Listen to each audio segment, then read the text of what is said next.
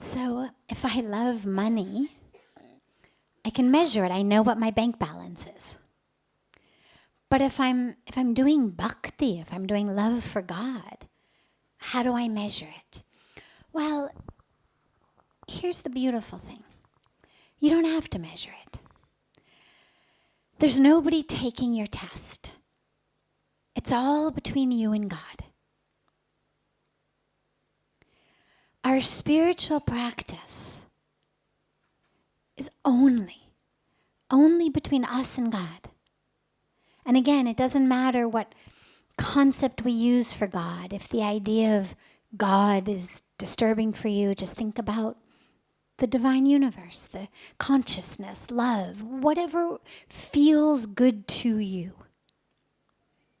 God doesn't mind. Any name, any form, with no name, with no form, it doesn't matter. But that presence, which is more than just your physical body, that divine presence. So your spiritual practice is just between you and divinity. So don't worry about anybody taking your test. Don't worry about measuring it, in any sort of quantitative way.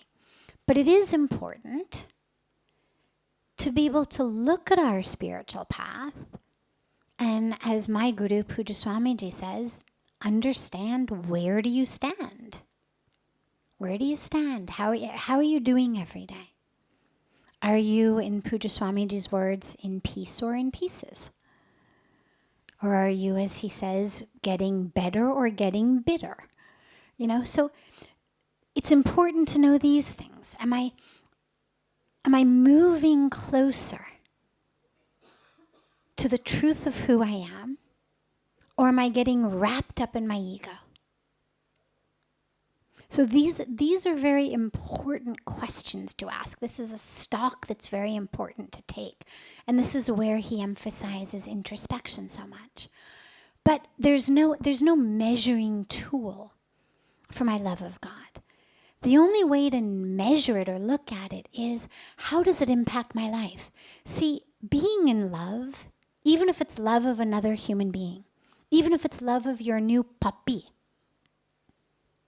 it overflows in such a way that people who are in love are nicer people, right? Anybody who's ever had friends or colleagues who fall in love, we all know, first of all, they're glowing. Second of all, they're smiling all the time. Third of all, they no longer get angry when you steal their stapler or, when you talk on the phone too loudly in the cubicle next to them, or whatever it was, the things that used to annoy them, that they used to yell at you about. Now they're like, no problem, it's all good, People, when they fall in love, in general, regardless of what they're in love with or who they're in love with, become much nicer, much more easygoing. Oh, no problem, cut in front of me in line. Isn't the world beautiful?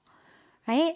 This is the stereotype of what being in love is like. If I were writing a play and I had to describe a character who had just fallen in love, I would have him sort of move through the world, letting everybody cut in front of him in line and, giving really big tips to waiters and waitresses and taxi drivers and, doing his coworkers' work while they were out for lunch. The sort of things that are the epitome of someone who's in love and that lead us to say things like, oh, someone had a good weekend. Or, oh, have you met someone? Because we all recognize something's happened. Someone has fallen in love.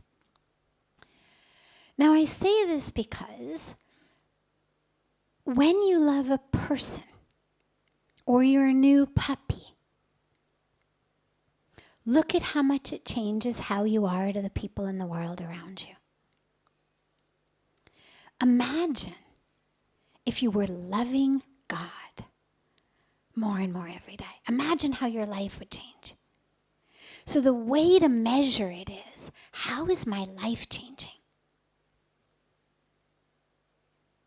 If you find that you're still yelling at everybody around you just as much as you always did, I would say your bhakti had some room for improvement.